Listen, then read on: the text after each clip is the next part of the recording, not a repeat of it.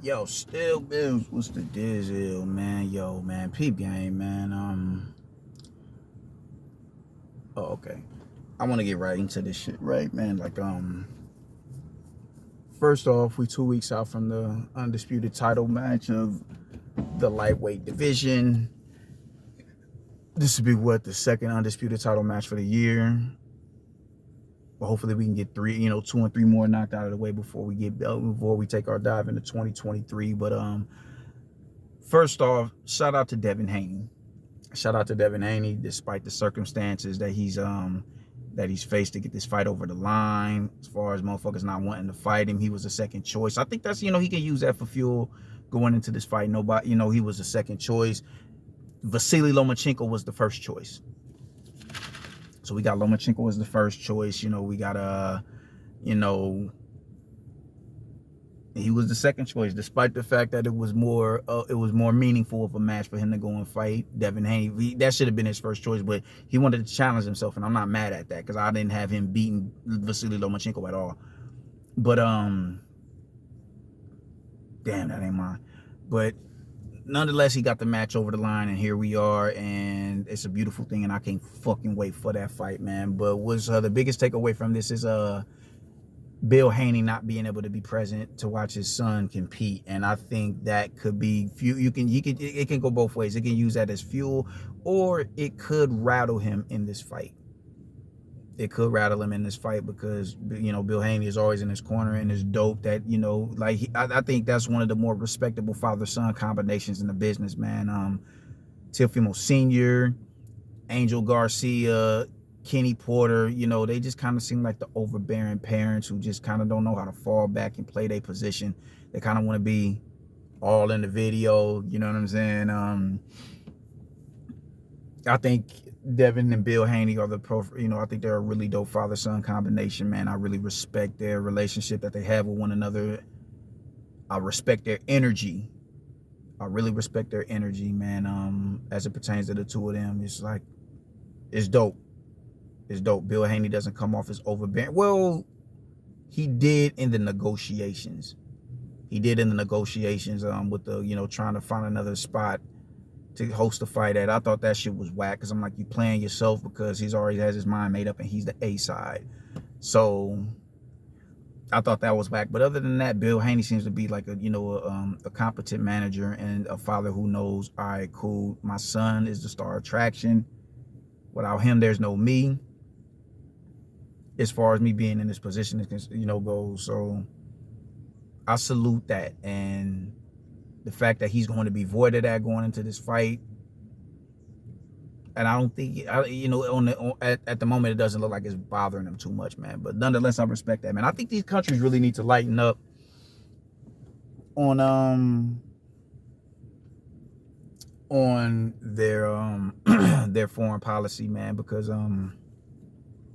not all felons are created equal, man. Bill Haney was punished, allegedly, not allegedly, but he had a drug conviction, and I want to say about 92. And you got to think, man, around about that time, that's the industrial prison,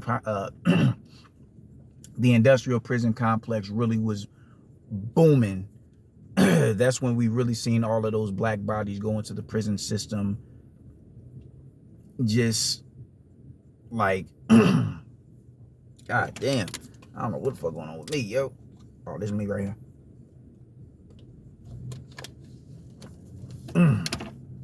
God damn. Thank you so very much. You're welcome. You have a lovely day. You too. Thank you. Oh, shit. But in 92, that's when we really seen a boom in the prison, the prison complexes. And as we all know, black people are the majority in those institutions. Even though we make up maybe 13% of the population in this country, you gotta think about how wicked that is, man. And they intentionally targeted and was really stringent on crack. Lawmakers and politicians were having competition on who can be the strictest on crack, on crack charges, drug charges, or whatever the case may be, man. They were literally competing. If you give them this, I'm gonna give them that. Mandatory minimums and the 3 strikes thing. It just got really out of hand, and we still haven't as a community, recover from that devastation, you dig, of the 80s and the 90s. So I think these these foreign countries need to really look into, take that into consideration, because not all felons are, created equal, man. And when you talk about Bill Haney is from Oakland. Oakland was the epicenter of crack. That was the first place that crack was introduced to. That was the first place that crack hit and was introduced to. You dig what I'm saying? So you got to think how life is as a black man growing up in them environments, man. We didn't come from, if you was people, we didn't really start seeing mass amount of people flood the suburbs until, I want to say, the 2000s. If you grew up in the 70s and the 80s and in the 90s, you was more than likely relegated to, black communities within your city. So you're trying to find a way to feed your family, feed your goddamn self in this type of chaos right here. You're gonna become a product of your environment, man. He hasn't killed anybody, even though we ain't gonna do that. He hasn't killed anybody. He was just hustling. And I think it's real unfair to, to hold him accountable for that. I think that's fucked up.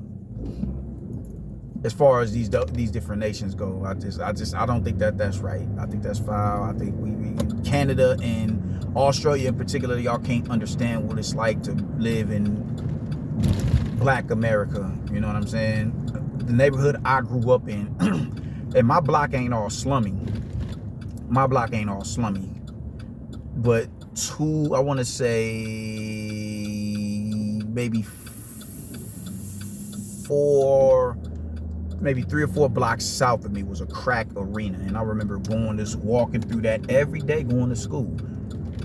Every day, you got familiar with the local swerves around your way. You know what I'm saying? You got familiar with it because they would always come in. They would talk to you. They were respectable people. You know what I'm saying? But you see people, 8 in the morning coming down off that high. You know what I'm saying? You see people going, on that high. You see them. You see them going through their little, man. It was wild. It was wild, man. Seeing that shit. So people from outside of America couldn't understand what it was like to live in that type of America. That was wild style right there, man. So I think these foreign places need to really look into that. He didn't murder anybody.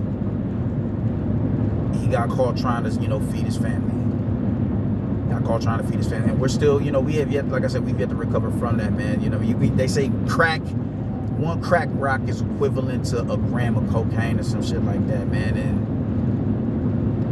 think about how fucked up that is. The only reason why crack was tried, it was a lot more strict, they were a lot more stricter or stringent on crack, was because it was propagated in the black community. We were getting Dateline 2020 pieces on those type of specials talking about the crack epidemic in America, black America in particular. We had shows like Cops that was really just painting a real fucked up negative picture of black people, black life in the, in inner city environments, having to hustle that shit, man. It take a real strong individual to come from either, a stable background where you had positive outlets within your immediate household, or just someone who was just hell-bent on, I'm not going to press this product to my people, in order to, navigate through them type of times. It was wild.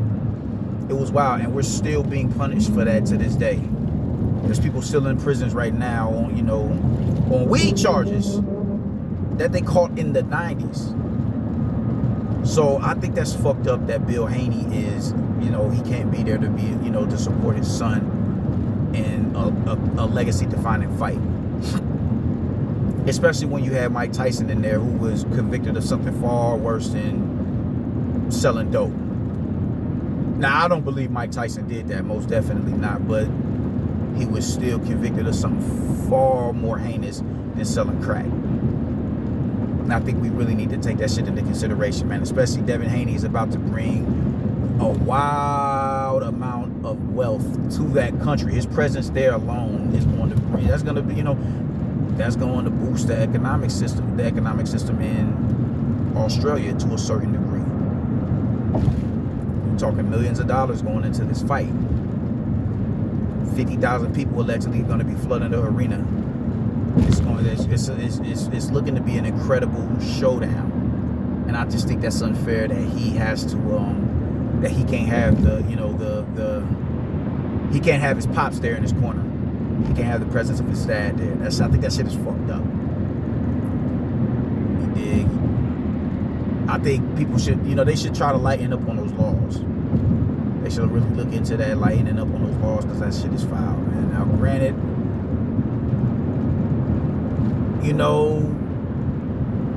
I get it if you don't, but I really think they should consider that. Life in North America as a black man was wild style. It's still wild style to this day. It's still wild style to this day, man. But the crack era, oof, that was wild. That was wild. And we have yet to recover from that as a community in totality, because there's fathers that's still locked up. I got homeboys who ain't even meet their daddy till they hit the line they goddamn self. Think about how fucked up that is. So I just think that's something that needs to be taken into consideration with these foreign lands, man. But what I really want to talk about is the propaganda pushers, man. Just how ridiculous a lot of these people sound. I'm seeing a lot of people saying that like this was a part of George Camboso's plot to have that fight over there so Devin Haney could be isolated away from his father. I just think that's the most ridiculous thing in the world. He told you off rip what he want. I'm having this fight in my country. I've traveled enough. This is the biggest fight of my career. Not everybody gets a shot at undisputed with all the politics we got. Nothing is stopping this fight from happening. We're having it. I'm having it in my country, and that just is what it is. He told you that from Jump Street. He told everybody that. And the fact that somebody would actually have the nerve and audacity to say, oh, man, like they're pretty much putting the blame at George Camboso's feet that Bill Haney can't be there. Which to a certain degree, it is his fault, because he can see, he wants to have a fight there. So yeah, in that period, he could simply say, no, we can have a fight in America, but he's the A side. Why should he? You know what I'm saying? Everybody meet y'all on your terms. You got to go meet him on his terms. That man I didn't even know Bill Haney was a fucking felon until earlier this week. I never knew that. But I just think that's goofy how people are really trying to place blame on, George Cambosos as if he's a policymaker. That lane ends. God damn, I can't stand motherfuckers. But that's just the goofiest shit in the world to me, man. To blame George Cambosos. Right? To blame George Cambosos for some shit that policymakers that was already put in place more than likely before he was even born is just the most ridiculous shit to me, man. And for anybody to sit there and try and place blame on him on account of what policymakers did is just the dumbest shit in the world. And of course, it's the brothers. The brothers are upset about that. That a very much so present father, is being denied access into a foreign land to, be there for his son. I get it. But y'all niggas gotta stop. Eventually, this is my biggest beef with people who push black consciousness, that they conflate black consciousness with sports. There's a place for it within sports, because you do need to understand that, you're still a black man in America, you're still a black man in America, and you're competing. Just because you're competing in a sport that everybody competes in, that doesn't necessarily mean you escape the confines of white supremacy. I get that, but in situations like this, it's overly ridiculous, because George Cambosos has